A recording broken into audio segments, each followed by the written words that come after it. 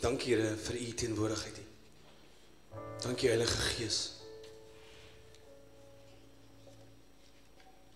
Dankie dat u ons onder konstruksie plaas. Dat u ons genees en gesond maak en heel maak, Here. Dat u ons karakter skaaf. Dat u heeltyd by ons is. Dankie Here. Dankie Here.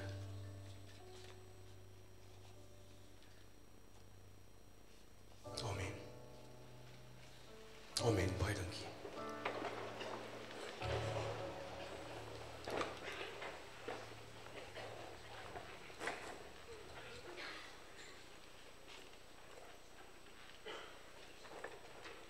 Goeiemôre. Ek wil net dankie sê vir die geleentheid om vanoggend hier voor julle te kan staan. Dankie pastoor Hugo. Dit is regtig 'n voorreg en ek bedoel dit nie kleinlik nie. Ek het regtig 'n groot verwagting vir vanoggend en ek het 'n storie wat ek brand om te deel met julle. En ek het 2 ure nodig. So julle sal wonder wat gaan daar op die skerm aan. Kan jy net oorskakel? Ja, dankie.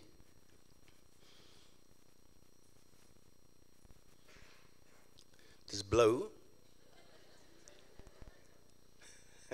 Daar sou sy. So ek is 'n tech ou, ek hou van tech. En ja, so dit is die titel van 'n boek wat ek geskryf het. Is mooi, né?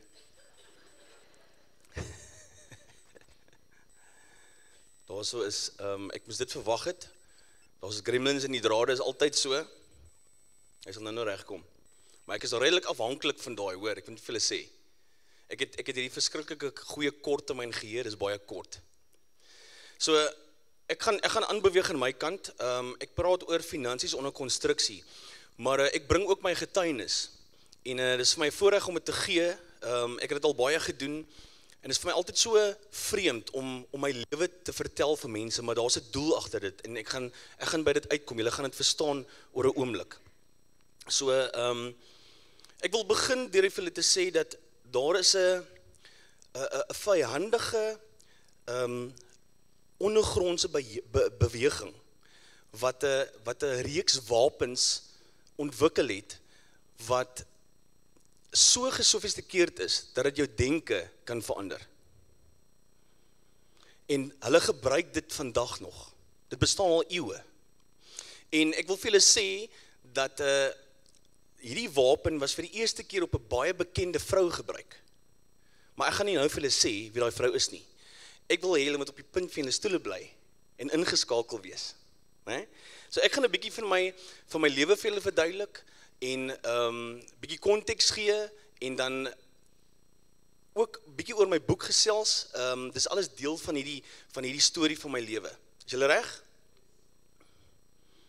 Mense mond raak baie droog as jy hier bo staan. Is dit? Huh?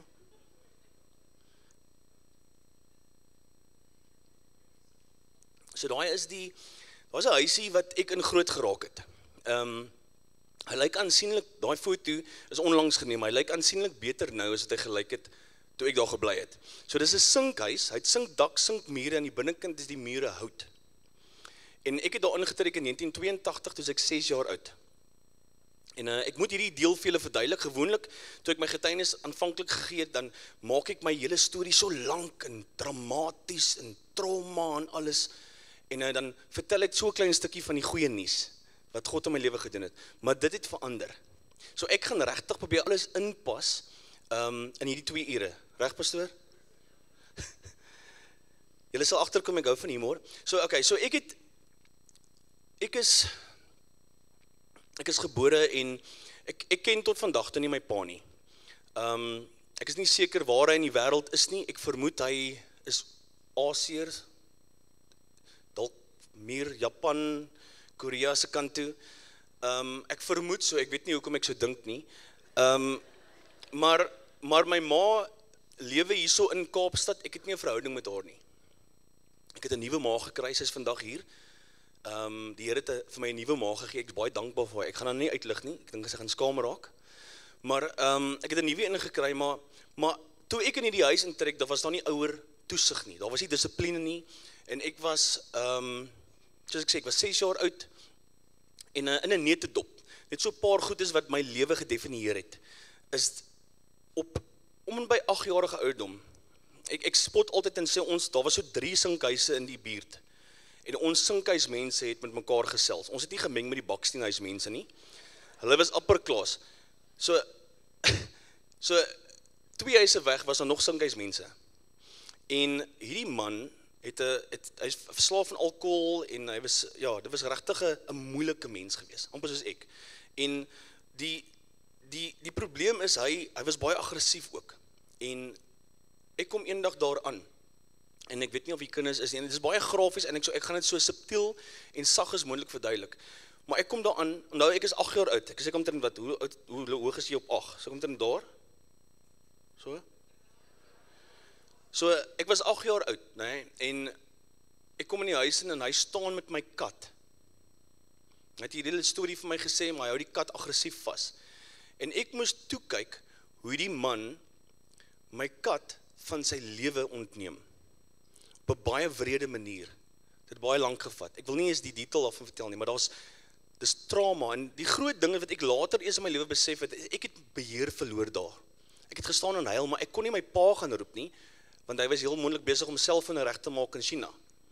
Maar ek het nie 'n pa gehad wat ek kon gaan haal om vir my te help nie. So ek het beheer verloor en toe later en toe gee hy vir my die kat en hy sê, begrawe die ding.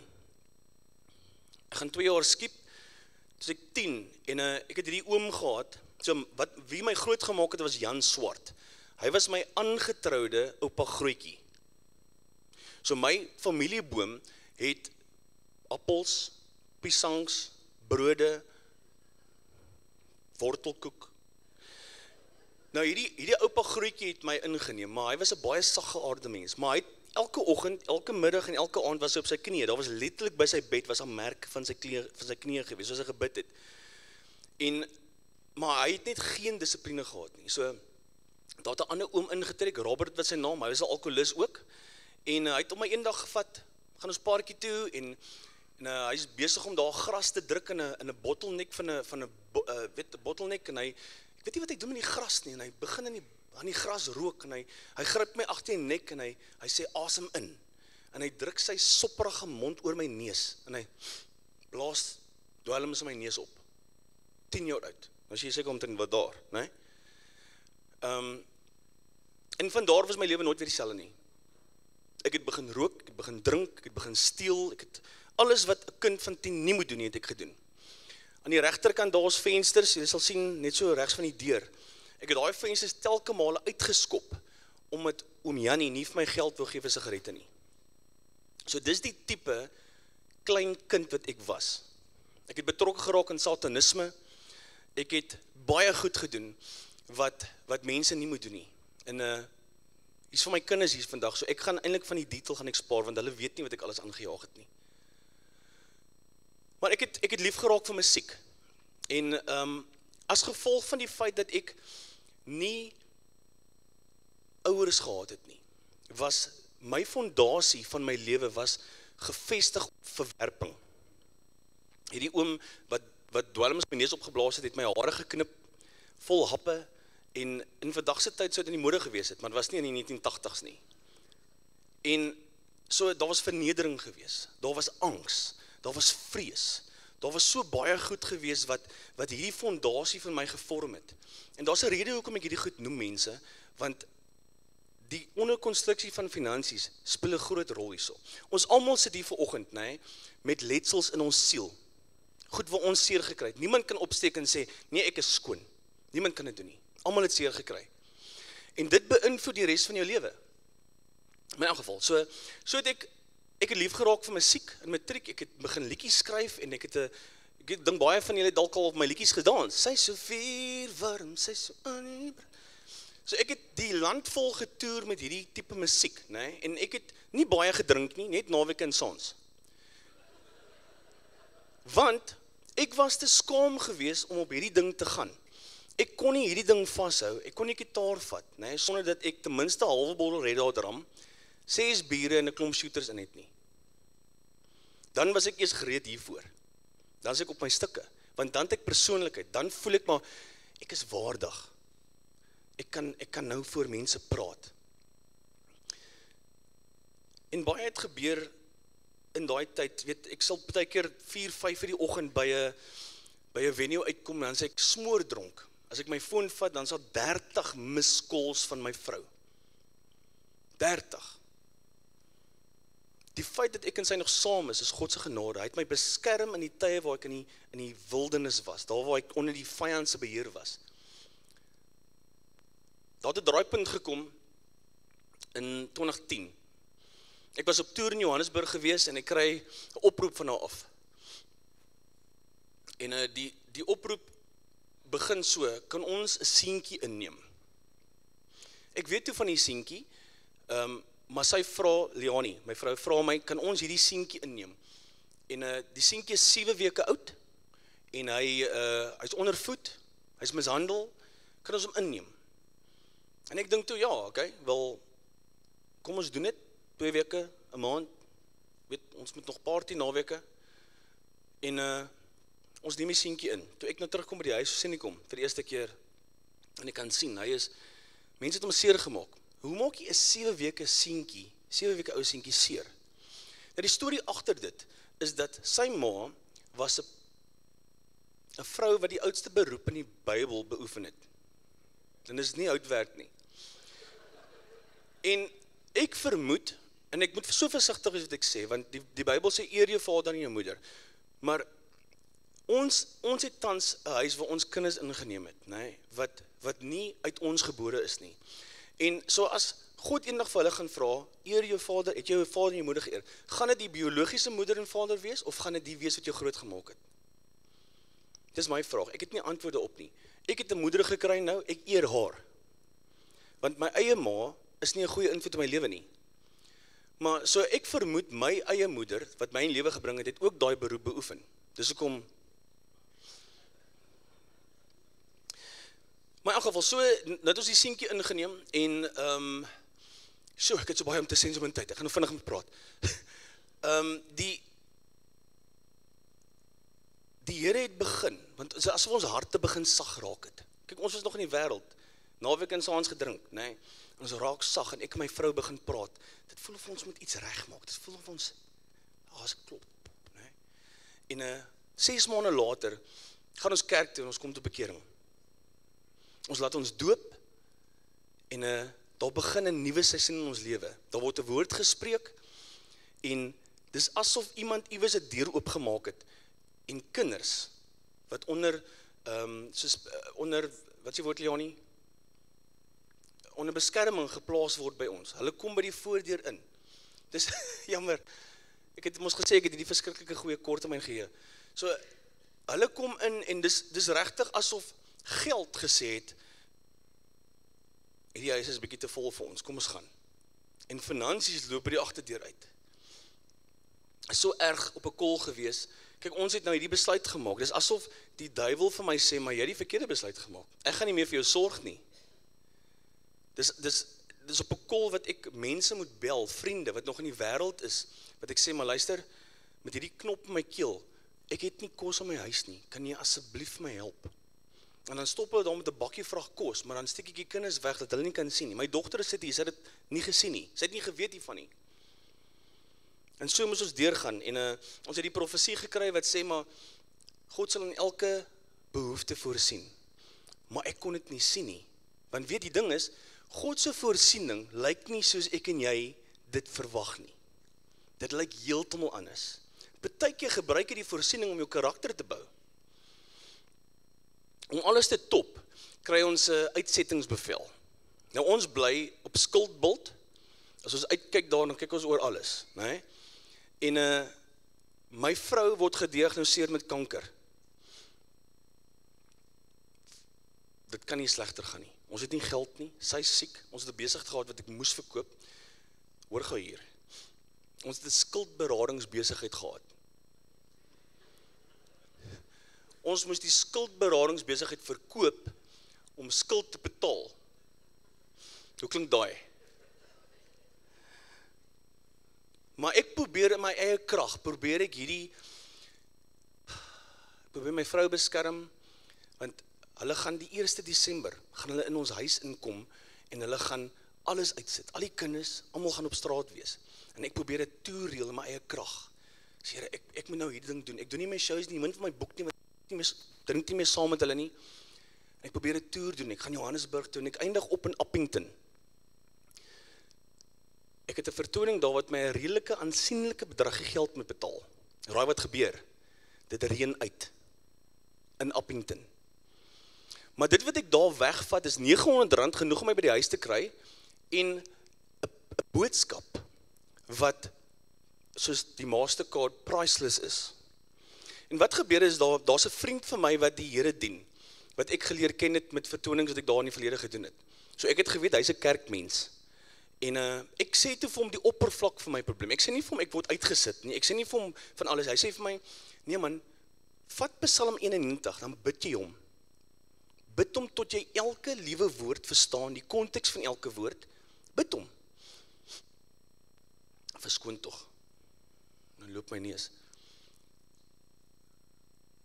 Ek dra my hart op my mou. Die 12:30 die oggend van die 1 Desember bid ek Psalm 91. Ek wou dit gelees het vanoggend vir julle, gebid het, maar gaan huis toe. As jy regtig 'n situasie het, doen daai gebed. Dit het vir my gewerk, want ek gaan nou vertel wat gebeur het. So ek bid dit vir 'n halfuur. Ek maak seker ek verstaan dit. Op daai stadium van my geveg was ek heel moontlik nog 'n baba in my Christendom. So wat ek verstaan het, dit het ek verstaan. En ek bid dit, en daar gebeur iets, want 3 ure later in my slaap, 4 uur die oggend, het ek 'n e-pos gekry, wat ek 6 uur die oggend oopgemaak het. En daai e-pos het gelees, dit kom van die eienaar van die huis wat ek gehuur het op Skuldbult. Hy is in Kanada. Hy sê, na deeglike nadenk het ek besluit, dat ek die uitsettingsbevel gaan terugtrek. Ek gaan al die agterstallige hier afskryf, en julle kan in die eiendom bly tot die einde van die termyn. Wonderlik, prys die Here. Dis ons eerste wonderwerk. Dis amazing. Dink gou 'n bietjie daaraan. Nou ek was hierdie master manipulator gewees. Ek kan vir jou sê wat jy wil hoor, wanneer jy wil hoor, jy wil hoor. Maar ek het geen invloed op sy lewe, ek het geen invloed op sy denke gehad nie, en ek het besef, toe ek het in my eie krag die toer probeer doen, toe ek op my knieë gaan, ek sê, Here, ek het niks oor nie, ek het geen ander uitweg nie. Geen. En ek bid hierdie Psalm 91. Dadelik voel dit vir my wat gebeur het is, God het my gehoor, en hy het na die man toe gegaan in Kanada, en dan hy sy hart begin so maak. Dit was werk om te doen. Dis wat ek glo gebeur het. So, die einde van daai storie loop so, dat ons het 'n huis verniet gekry. Nie heeltemal in die area wat ons wou gehad het nie, want ons het kliënte gehad in 'n area waar ons vir onsself gesê het, nooit in my lewe sal ek hier bly nie. Dis Gangsters Paradise. Raai waar gaan bly ons? Gangsters Paradise. My vrou sê vir my, as jy bid, spesifiseer. So het ons bediening gegroei, en dis nou die nuwe huis, nee? Die ongespesifiseerde huis. En so het ons bediening gegroei, en baie van die kinders wat ons tans het, is as gevolg van daai adres. Maar in die tyd, Lisa het nou net gepraat van karakterbou, en dit was vir my so spesiaal geweest, want in hierdie tyd toe, as mens terugkyk, hindsight is mos hierdie goeie ding, nee? So as jy terugkyk, kan jy agter, maar hierso het die Here jou karakter gebou, hy het jou geloof gebou. Daar was 'n tyd wat so alles stil was, dit was regtig spartel, verdrink, weet, ons spartel, maar in daai tyd breek die Here al die trots af, al die lelike goed wat die wêreld jou geleer het. En wat ek geleer het is, die fondasie van verwerping, nee, vat maskers, dan sit hy die masker aan, trots. Hy vat 'n masker aan van woede, 'n masker van perfeksionisme, 'n masker van ek wil suksesvol lyk in die oë van die wêreld. Al daai maskers sit vir jou as. So daai karakterbou tydperk het gemaak dat die Here daai maskers so een vir een kon afval. Ek sukkel nog so 'n bietjie met een. Op Op Oktober 2016 kom ek van die verhoog af, ek het by 'n kerk aanbidding gelei en ek gaan sit, so skuins, en ek hou die pastoor dop. En ek het nou reeds gesê, my geheue is kort, reg? So, ek hou die pastoor dop en hy kyk na sy notas, en dan praat hy vir 10-15 minute. En ek verkyk my dan, ek sê, waar hou hy al die inligting? Hoe kan hy so baie praat sonder om sy notas te kyk? Dis regtig my ervaring, ek kan nie onthou nie. En skielik hoor ek 'n stem binne my, jy gaan daai doen. Min weet, en dis die Heilige Gees wat my voorberei. Jy gaan daai doen, jy gaan preek. Ek sit daar letterlik, en ek, ja, right. Ek sal so staan. Goeiemôre dames en here, ons kom vanoggend hier by mekaar. Jy weet, dit is regtig hoe ek myself ingedink het ek dit sal doen. En 'n maand later begin die Here vir my goed oopbreek, nee, wat ek nog nooit in my lewe verstaan het nie. Ek het gehoor hulle praat van Openbaring in die kerk. Ek het altyd gedink is die boek. En ewe skielik begin ek Openbaring kry. En die Here begin vir my goed oopbreek en ek verstaan. Ek sê, o, Griet. En weet jy, ek begin praat met mense. En dit is asof mense my laat aan vir my, kom Warren. Want hy kan nie ophou praat nie. Dis is, hey, kom Warren, kom gaan dit. Het kan nie ophou nie. En 3 maande later, toe ek op 'n vliegtuig op pad Nieu-Seeland toe, om vir die eerste keer in my lewe in die English tel te gaan preek. And I did it very beautifully. Ek is vir 3 weke daar en op pad soontoe, huil ek op die vliegtuig. Ek huil terwyl ek daar is, want ek besef, daai skolletjie van Goodwood in die sinkhuis groot geraak het, nee? Die Here gebruik hom. Dit gaan nie hier oor my nie. Ons elkeen het 'n roeping, maar die vyand probeer ons weghou daarvan af. En hy gebruik wapens van massaverwoesting om dit te doen. Ek is terug later aan, ek bedien oral en ek het op 'n kol begin geestelike hoogmoed kry. Wat die Here my ook gehelp het mee. Maar op een kol doen ek word gevra om by 'n vrouekonferensie te praat. En dit was amazing geweest. Jammer dames, maar daar was 400 vrouens, né? En ek het gepraat en niemand, almal het stil gebly. Niemand het ingechip nie. Ek spot niet, ek is jammer. Maar ek staan daar so en dit was glad nie deel van my notas nie. En ek sien hier sit 'n dame met 'n bril aan, nou regtig hier so voor. En ek sê vir die dame, as jy jou bril afval en jy gee dit vir die vrou langs jou, gaan jy kan sien. Sy sê vir my nee, glad nie. En die vrou langs haar wat die bril nou gaan kry, ek vra, gaan jy kan sien met daai bril aan? Sy sê vir my nee, heel moontlik nie. En daarin kou ek en ek besef, dit is wat Satan doen. Hy maak ons blind, eerstens, maar hy veroorsaak dat ons dinge sien soos dit nie is nie. Ek gaan gou 'n videoetjie speel.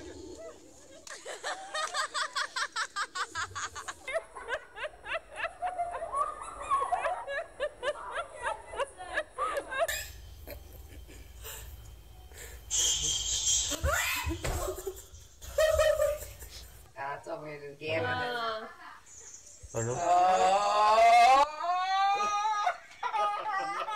Ek die vrees.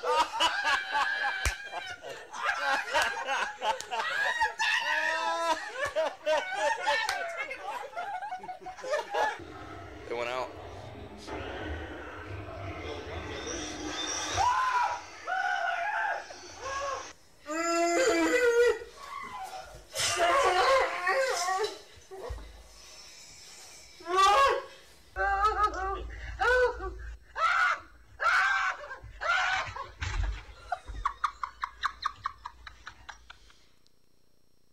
Daai is virtuele realiteit.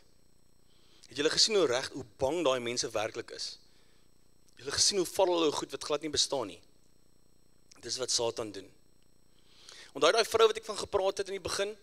Daai baie bekende vrou wat hierdie verskriklike wapens op gebruik was? Daar sou sy. Haar naam is Eva.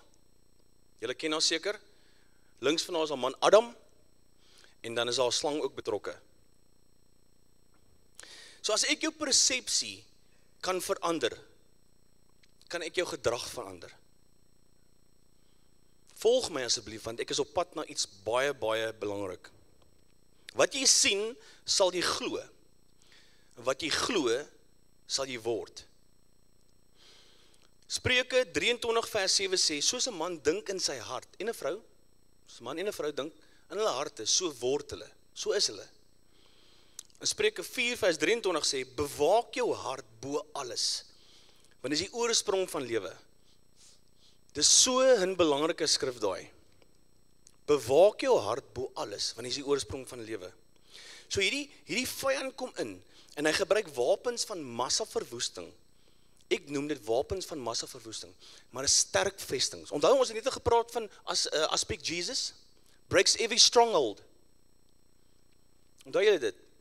Hierdie sterk vestings, is leuns wat deur jou lewe in jou siel ingespreek is, wat in jou hart beland het, en is 'n manier wat jy glo, wat maak dat jou realiteit verander, en dis dit wat jy reageer, dit wat jy doen, verander ook. En ek het 'n klomp feite wat ek nou hier wil gee oor die Stanford Prison Experiment, wat regtig baie interessant is, maar as gevolg van die tyd gaan ek hom skiep, So dis wat gebeur, met hierdie verskriklike wapens wat hierdie Satan op ons gebruik. Ons is deel van 'n oorlog. As hierdie wapens gebruik word, ons is deel van 'n oorlog. Dit is 'n oorlog teen tegnologie. Ons is in 'n oorlog. Maar die oorlog is nie 'n fisiese een nie. Julle ken daai skrif baie goed. Ons stryd is nie teen vlees en bloed nie, maar teen elke mag en gesag, teen elke gees wat heers oor hierdie sondige wêreld, teen elke bose gees in die lig. So die oorlog is in ons gedagtes. Die oorlog is in ons gees.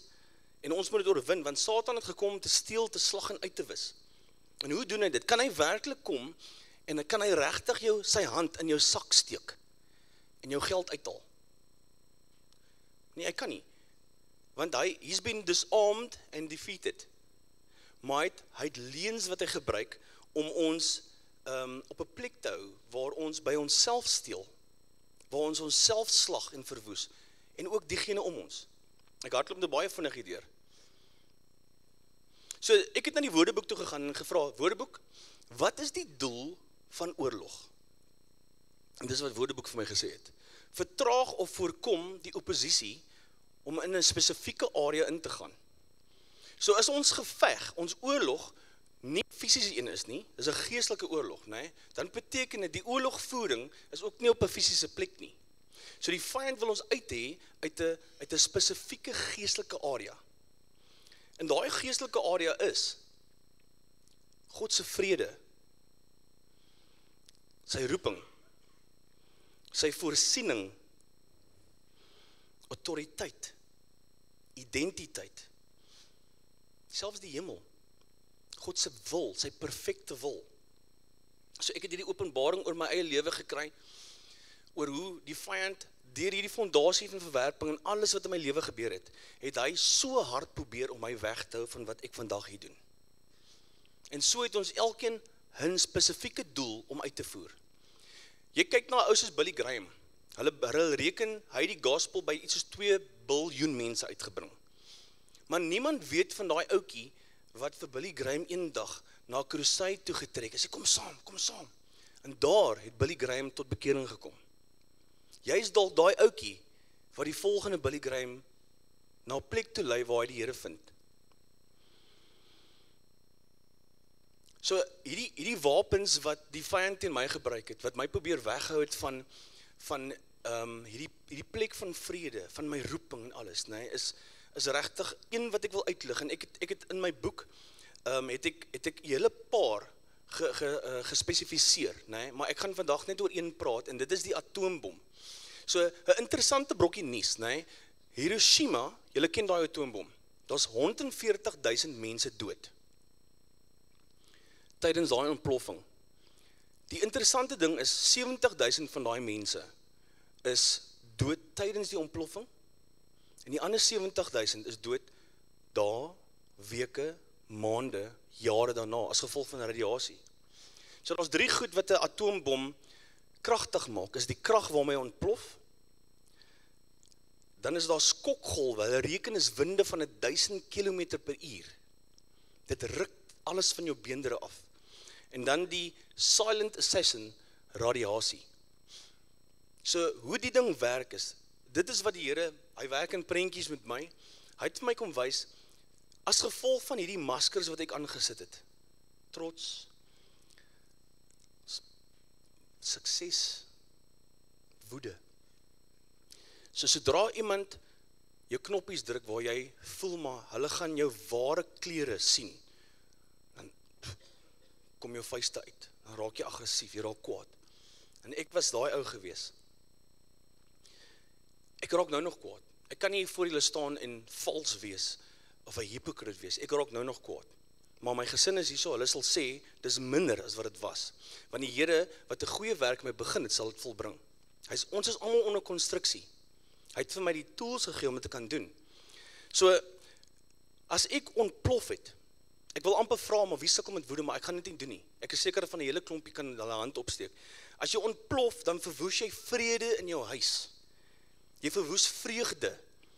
En jy verwoes geduld, mense se geduld teenoor jou. Die skokgolwe ruk verhoudings uit mekaar uit. Dit ruk vertroue en veiligheid uit die huis uit. En dan die radiasie, daai silent assassin, nee, hy verwoes liefde. Stadig verwoes sy liefde. En hy verwoes jou reputasie. Want as jy die hoof van 'n huis is byvoorbeeld, jy het kinders op wie jy 'n invloed moet hê.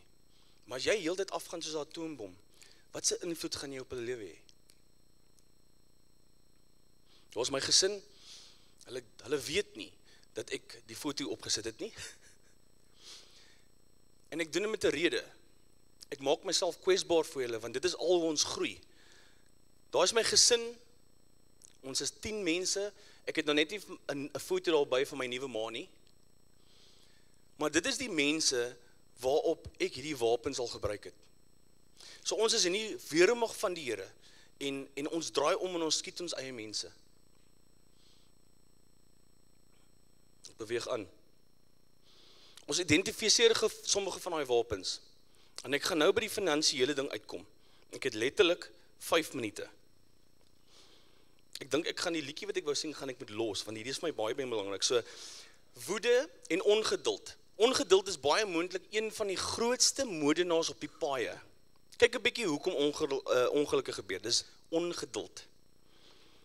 Afguns, jaloesie, welis, hoogmoed, mag. Dis alles goed wat verwoesting bring. Bitterheid, onvergifnis, vrees, angstigheid, onsekerheid, verslawing, depressie, hartseer, ongelukkigheid. Ek het nie 'n mooi Afrikaanse woord vir shame nie. Maar toe Adam en Eva in die tuin die vrug hap, en hulle besef maar hulle het nonsens aangejaag, toe gaan kruip hulle weg, hulle maak vir hulle klere. En die eerste 2 van hierdie wapens was vrees en shame. En ek glo al die ander wapens skiet wortel in hierdie 2 goed. Vrees en shame. Ek het nou nie 'n mooi Afrikaanse woord vir shame nie, maar skuldgevoel, lae selfbeeld. Ek sou nie kon doen wat ek vandag hier doen sonder dat ek baie gedrink het nie. Dis onmoontlik. Maar deur die krag van die Heilige Gees is enigiets moontlik. Kultuur en tradisie, oh my head. Ek wil 'n boek daaroor skryf. Verdeeldheid. En elkeen se pad verskil. Daar's godsdienstigheid. Daar's so baie wat hierdie wapens doen om te verwoes in ons lewens. En wat dit doen is, hierdie goed word dalk ons op ons afgevuur, maar ons raak effektief die wapens wat ander mense se lewens verwoes.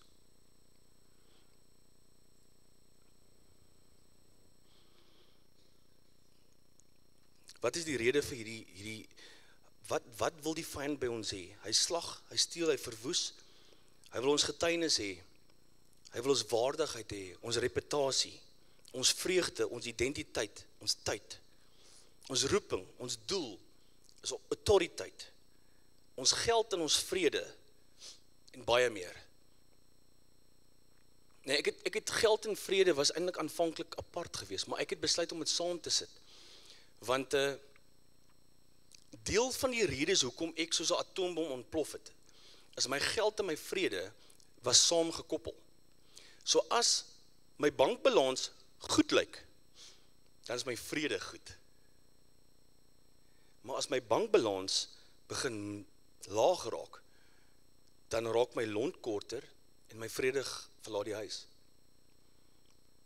En in baie mense se lewens is daai twee so mooi so die finansies veroorsaak dat jy jou vrede verloor. Dis nie veronderstel om so te wees nie.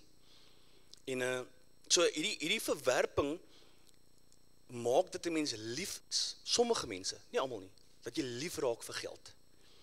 En die Bybel sê baie duidelik dat die liefde vir geld is die wortel van alle kwaad. So kom ons praat bietjie oor hierdie finansies, né? So ek wil net gou vinnig, ek het so min tyd. 7 minute. Ek het op 'n call, so 2 jaar gelede, het ek die man gehoor praat. Hy sê, maar as jy nie die voorsiening van God verstaan nie, dan sal jy altyd in die wêreld kyk. Hierdie is baie belangrike inligting wat ek nou vir julle gee. As jy nie die voorsiening van God verstaan nie, gaan jy altyd na die wêreld kyk. So ek het hierdie bemarkingsbesigheid en ek bid daagliks, Here, seën my besigheid. Seën my finansies. En wat sien ek? Niks. Ek sien niks. Want op 'n call toe bid ek, nee, toe besef ek, maar ek gaan na God die Vader toe en ek vra vir hom, gee vir my mammon. Want my oplossing is geld. Verstaan julle waar ek is? My oplossing is geld. En dit is nie wat ons moet doen nie. Want die Bybel sê baie duidelik, ons kan nie twee meesters hê nie. So, wat beheer jou? Die geld of God? Ek gaan gou vinnig hierdeur draf. So, God kan jou net gee waarmee jou kan vertrou. Lukas 16 vers 10 sê, wie in die kleinste dinge betroubaar is ook in die groot dinge betroubaar. En wie in die kleinste dinge oneerlik is ook in die groot dinge oneerlik. Jou hartse kondisie word verklap deur die manier waarop jou geld spandeer. Of jou sinus jou pla.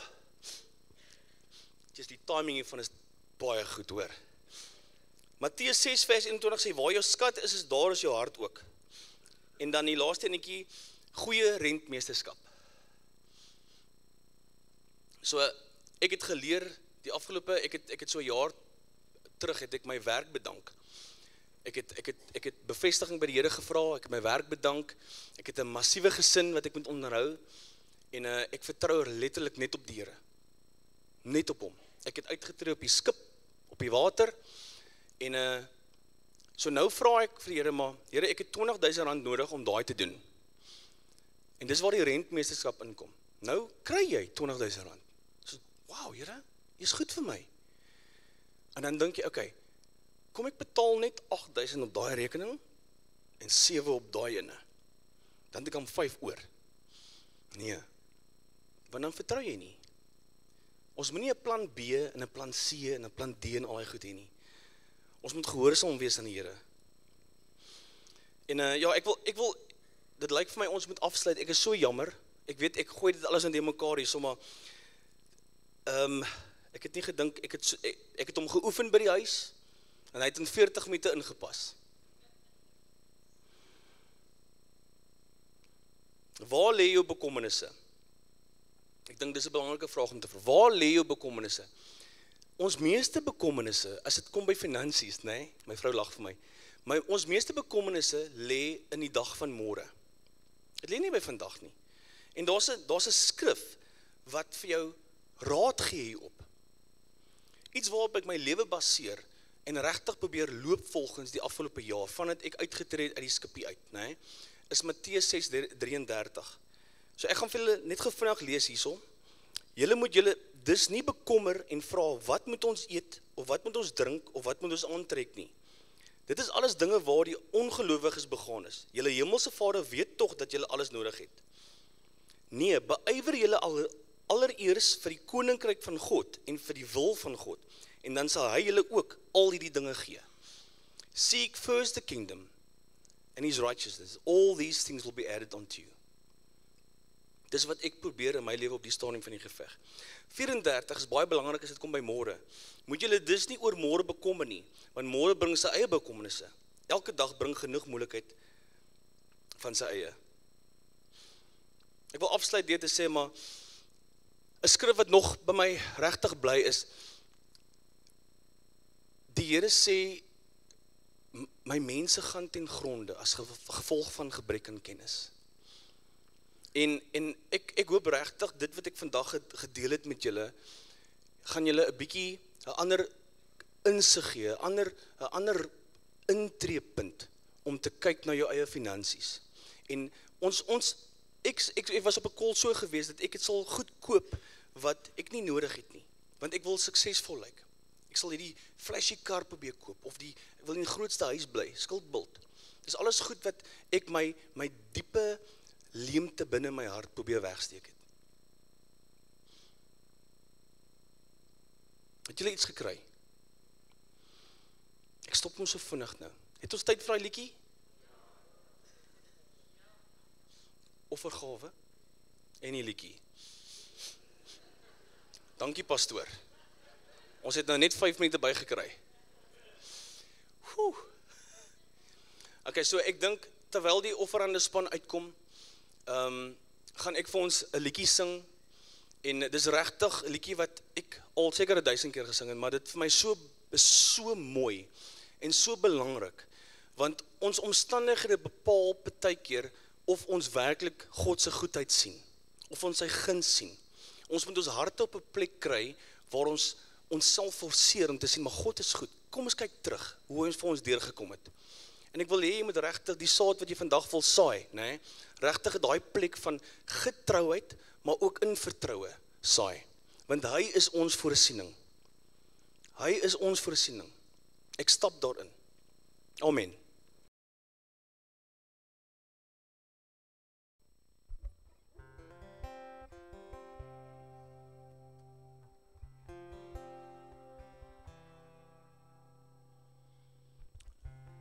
Glo julle dat God goed is?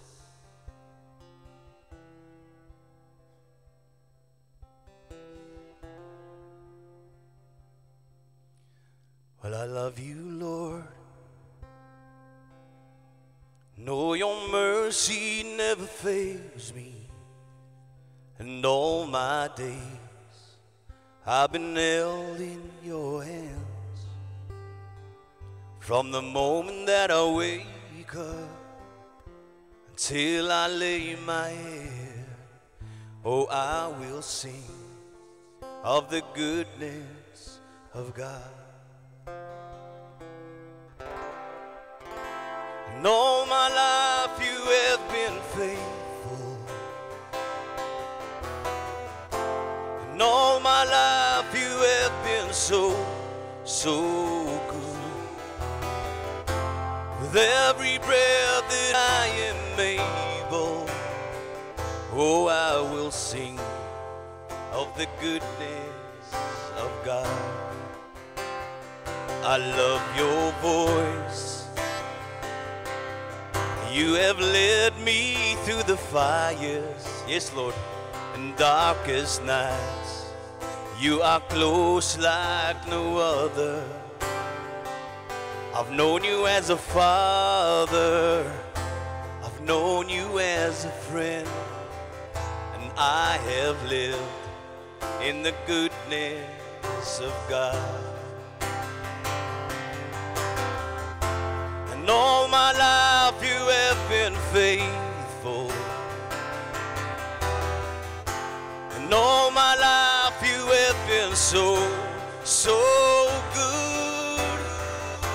Well, every breath that I am able, oh, I will sing of the goodness of God. Oh, yes, I'll sing it, Lord. Your goodness is running after, it's running after me. Your goodness is running after, it's running after me. With my life laid down, I'm surrendered now, and I give you everything. Your goodness is running, it keeps running after me. Oh yes it is. Your goodness is running after, it's running after me.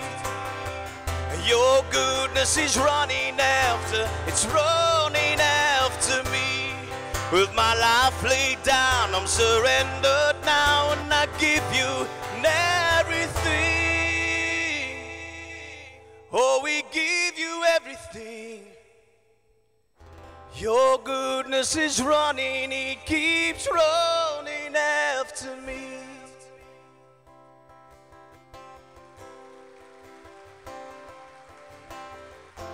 And all my life you have been faithful. Oh yes you have. And all my life you have been so, so good. With every breath that I am able, oh I will sing of the goodness of my God. Oh yes, I'll sing of the goodness of my God. Oh yes, we'll sing of the goodness of God.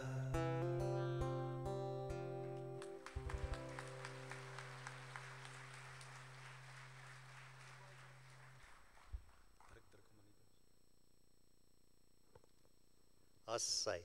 Baie dankie Warren. Baie dankie vir die boodskap, dankie vir die sang. Ek staan nou hierso en julle weet dalk nou nie eers wie ek is nie. Ek is net hier in plek van Hugo, hy het op die oomblik 'n klein bondeltjie liefde daar in sy arms wat lekker slaap. So ek wil vir julle sê, wees getrou en vertrou die Here en gaan in vrede. Mag die genade van ons Here Jesus Christus, die liefde van God ons Vader en die teenwoordigheid van die Heilige Gees met jou wees en elke oomblik by jou bly. Mooi dag, totsiens.